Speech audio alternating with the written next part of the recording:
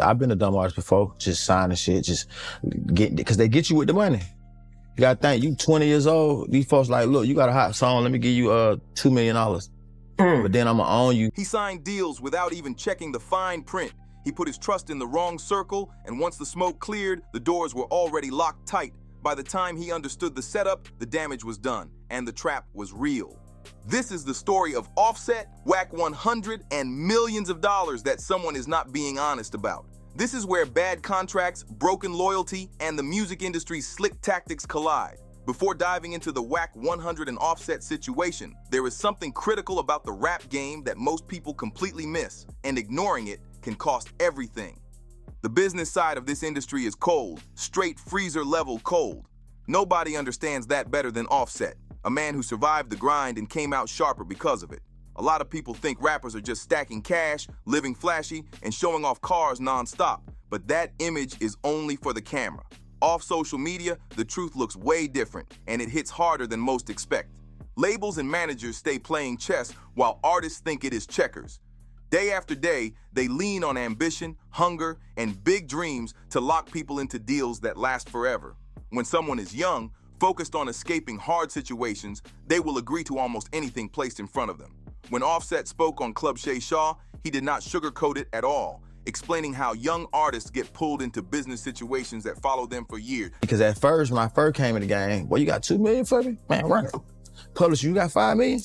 Run it. Not really reading the terms, not really understanding, and then your lawyer ain't gonna tell you, what you gotta do, but I feel like if you build with your lawyer, like I talk to my lawyer day to day, when I'm asking questions, and he know like, I'm gonna ask this question, and I need you to break it down into a way that I can understand, so I understand what I'm signing up to, because I've been a dumb artist before, just signing shit, because they get you with the money. You gotta think, you 20 years old, these folks like, look, you got a hot song, let me give you $2 million. But then Now listen close, because this is where the real game gets exposed, and everybody watching needs to understand exactly what Offset is explaining right here. This applies to the entire conversation we are about to have. No shortcuts, no confusion, just the raw truth. Offset is laying out how the industry actually operates behind closed doors, and this directly explains why people instantly assumed there would be tension with Wack100 when this story started spreading. Wack has been accused for years of running the same kind of business moves on artists, using a playbook that major labels have relied on for decades, just dressed up in a different package. I'm gonna own you, and then you got 5 albums, but then soon the album come out, because most people don't know, when your album come out, you at an artist level like me, man, your first month, they done made 2-3 million. Wow. But it ain't your cut, it ain't your money, and it's not counting to your recoupment. But on what they own, that then recoup the 2-3 million, and they still got you in $3 million debt, and quarterly counting it down. Did you catch that part? Because what Offset said right there is key to understanding this whole finesse discussion. The album drops, the music goes out, and the label pulls in $2 or $3 million off the work. Even after they recover the money they advanced, the artist is still sitting in debt because every little expense gets charged back to their account. That is how the trap works, and this setup has been around since the Motown era all the way to today.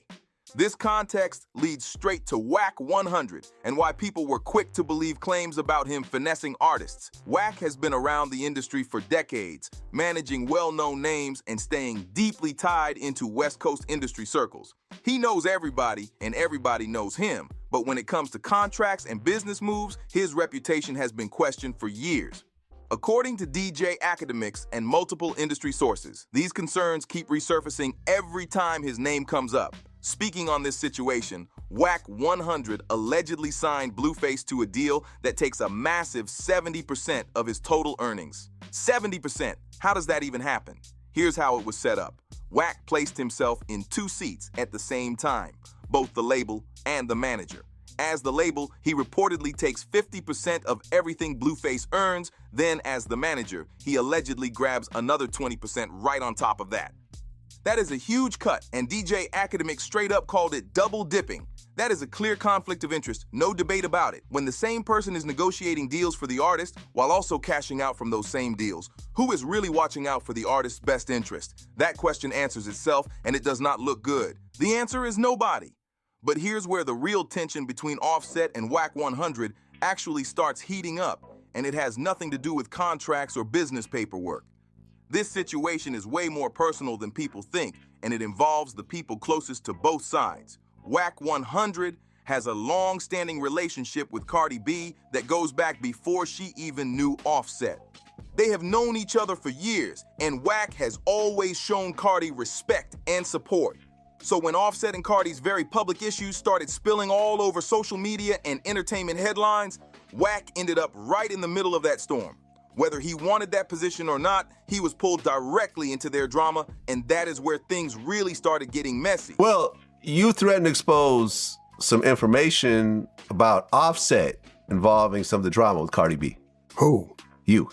Oh, I kept the exposure from happening. You know, I got phone calls from people outside of Offset. So peep this, because this part is serious. Wack100 openly admitted on camera that he had information in his hands that could have seriously damaged Offset's reputation and public image, and he still chose to keep it locked down. He made a deliberate decision not to let it hit the public, and that choice was not random at all. Why would he do that? It all circles back to his long-standing respect for Cardi B and the relationship they have built over the years. That connection goes way back. But before Wack decided to hold that information back, he had already publicly snapped on Offset in a big way. He posted on his Instagram story, calling him out directly, saying, "Lil Weird A NCO, I told you, keep me out your emotional stuff." That post alone turned the temperature all the way up. Now here is where the situation gets extra messy and way more complicated than people realized at the time. Blueface, who was Wack's artist and someone he managed, put out extremely damaging claims about Offset. The allegation was that Offset had hooked up with Chrisean Rock while he was still married to Cardi B, and that claim spread fast. That moment was explosive because of everything already going on between Blueface and Chrisean at the time. Offset was heated and immediately called Wack, demanding he control his artist and shut it down before more details leaked out. He's blaming me for what Blueface is doing. I didn't agree with Blueface for what he did. What did Blueface do? Well, he posted, I don't know if it was text messages, pictures, I don't know what it was, right? Of Offset and Rock, Rashawn, around, right? I wake up to it. I guess it's on Twitter somewhere. I don't be on Twitter, I don't know. My phone's going crazy, right? It's Offset. He's telling me, only thing I'm hearing is Blueface.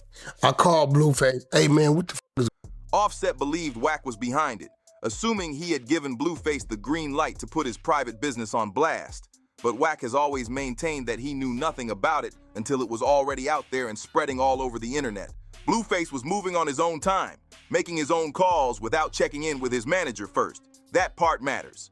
But here's the twist. Wack100 was actually ready to step all the way back and let Blueface fully expose everything he supposedly knew about Offset. Wack was frustrated, tired of being blamed, and fed up with accusations over something he insists he never planned, approved, or even knew about beforehand. Then, one phone call changed the entire direction of this situation. Cardi B personally reached out to Wack and made her position very clear. She told him, "We already separated. This really ain't my situation anymore, and I don't want to be pulled into it." Still, she respectfully asked him to keep things contained and not let it spiral any further. Out of respect for their long-standing friendship, Wack agreed and backed off. Because of that moment, the Offset, Cardi, and Wack situation cooled down fast. The drama got de-escalated, not through threats or pressure, but because Cardi stepped in and asked for peace. But let's be clear, that situation is not even the main topic that had the streets talking for years. Now we have to get into what really had people buzzing nonstop, the incident that allegedly sparked a much bigger issue. Now, we are at the heart of this whole story, the part that has been told, retold, questioned, confirmed, denied, and argued across every hip-hop platform, podcast, and timeline out there. The infamous dice game. This was the dice game between Offset and 42 Doug that allegedly went down at QC Studios back in 2019. Wack100 was there that night, and he has been the loudest voice telling this story across multiple interviews and podcasts. According to Wack, this is exactly how that night unfolded. The moment everything changed. What is going on with 42 Doug and you? He clapped back. You said Offset ran his pockets in the studio. That's not what I said. What'd you say? I said, He tried to leave the dice game. Offset wasn't going for it. He went outside. He was walking. See, Wack was clearing up something very important right there.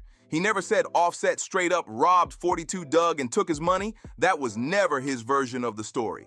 What he said was Offset tried to check Doug for leaving the dice game early, right when it was Offset's turn to roll and he was on a hot streak. So what tapping pockets is like, I'm gonna rob you, but it's like metaphorically, I'm like figuring out if you have anything to steal. 42 Doug had a bunch of money in both his pockets. You know, he got skinny jeans on, so both on his pockets.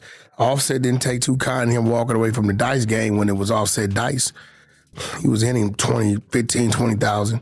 So you can't just walk away from the dice game? No. That's a violation. Let's break down Wack's full version of that night so the timeline is clear and nothing gets twisted. This was back in 2019 on the very last night of the Lil Baby tour that came through Atlanta. Wack brought Blueface out for one reason only, to lock in a studio session with Offset. That was the entire reason they were at QC Studios that night.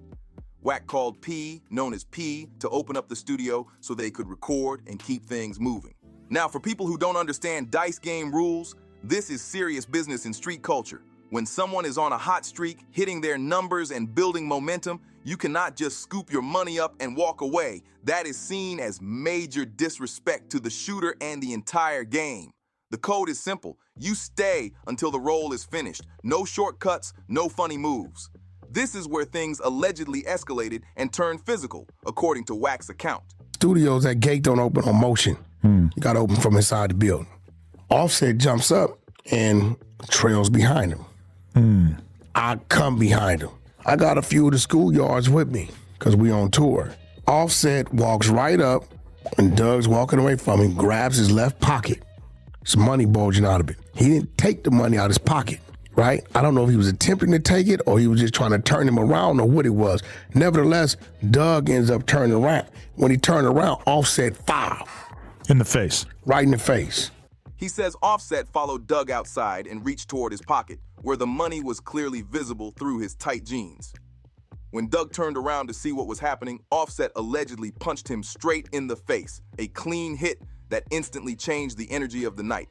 Then Wack says he paused and started counting in his head to see if there would be any reaction at all. 1, 1,000, 2, 1,000, and nothing happened. According to Wack, 42 Doug didn't swing back, didn't react, didn't do anything. That moment alone had people confused, but what came next completely flipped the entire story and shook the narrative. When 42 Doug jumped on Instagram Live calling Wack a liar and saying the story was fake, Wack made an unexpected move. He pulled up direct messages from Offset himself. So Offset says, nah, Unc is right. I gotta respect what he's saying. They go back in the building. I tell him, open the motherfucking, that's from Offset. See the date. Scroll down. Wednesday. That's Doug doing his rant. What the fuck did Offset say to me? Why this N-word lying? Oh. See, one thing about Wack, I got the content. I recited everything that happened, right? In those messages, Offset allegedly confirmed Wack's version of events. While Doug was live saying it never happened, Offset reportedly messaged Wack asking why Doug was lying, which looked like Offset backing up and co-signing Wack's story from that night. That DM changed everything because it directly contradicted what 42 Doug was saying publicly. Listen, I can show you just prior to that Offset cussing me out. For what? Because of the Blueface shit. Cussing me the fuck out. Going crazy on me. But no love lost, because when the Doug thing came up, he was... No, but it's going to lead to this. What does he say? You my what? You my uncle. These texts... But Doug was not letting that version stick at all.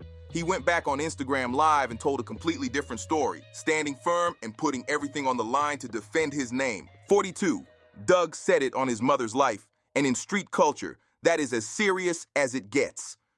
You do not say that unless you believe you are telling the full truth. He stated clearly that he did not lose a single dollar, that nobody took anything from him, and that he walked away with all his money and all his jewelry still on him.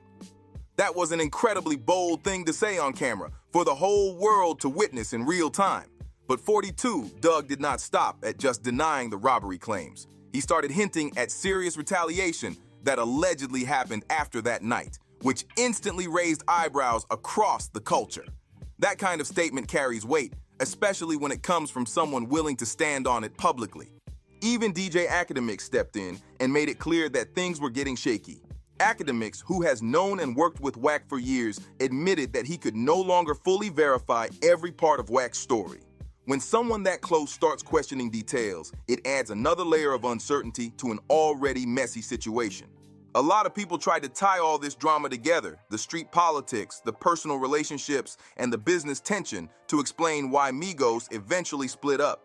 Conspiracy theories were flying everywhere, with people claiming everything was connected behind the scenes, but Offset himself decided to shut all that down and finally speak on what really caused the breakup and what came after.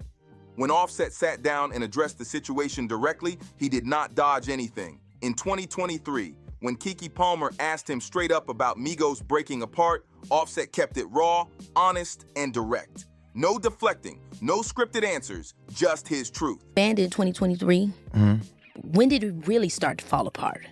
It wasn't Obviously really, before then. I think things on the business side wasn't turning to my favor. I wanted, I got kids. You know what I mean? I got kids, a family. And I'm just getting older and more smart, paying more attention to my money, my finances, and felt like I wanted a bigger piece. Sure. Not from them, but from the business. Yeah. On the Breakfast Club morning show, they broke down Offset's interview piece by piece and discussed how he finally addressed the rumors that had been circling for years. Offset even went as far as saying that business figures were actively working behind the scenes, trying to create division within the group to keep control. That revelation added a whole new perspective to everything people thought they knew.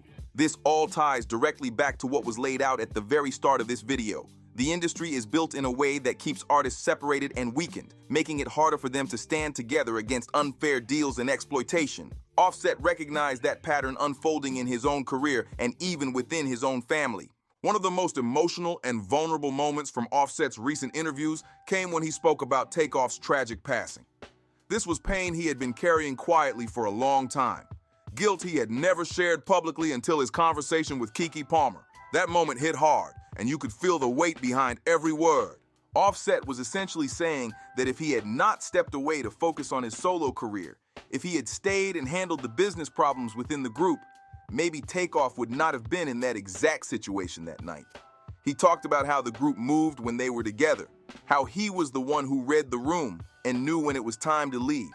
He was not there that night to make that call, and that reality has clearly stayed with him. On top of that internal guilt, he had to deal with the internet making reckless assumptions. People who knew nothing about their real relationship were spreading rumors, claiming he and Takeoff were not on good terms before his passing. Those false narratives only added more pain to an already heartbreaking situation.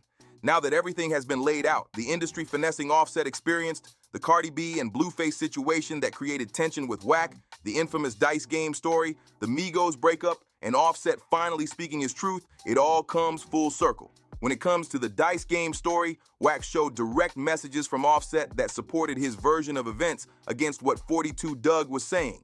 And through all of this, it becomes clear that Offset was never actually beefing with Wack over that story. He was actually co-signing what Wack was saying about what went down with Doug that night.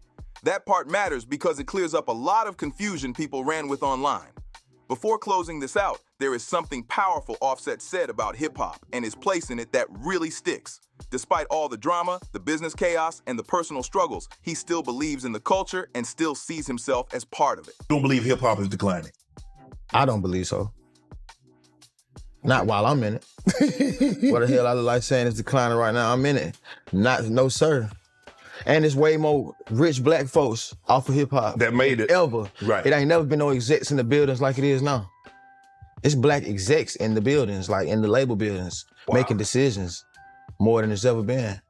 And we still run the culture. And that mindset comes from someone who has been through real pressure and came out tougher on the other side. Offset is still active, still evolving, still making moves, and still learning from every mistake he made in business and in life. That kind of growth does not happen by accident. It comes from experience, losses, and hard lessons. At the end of the day, that resilience is what this whole story really comes down to. We broke down Offset's own words about predatory record deals, Wack100's detailed version of the Dice Game, 42 Doug's passionate denial, the Cardi B situation that created real tension, and the truth behind the Migos split. Every piece connects and every angle matters. Now it is your turn to weigh in. Drop a comment and let it be known who you believe in this situation, Wack or Doug.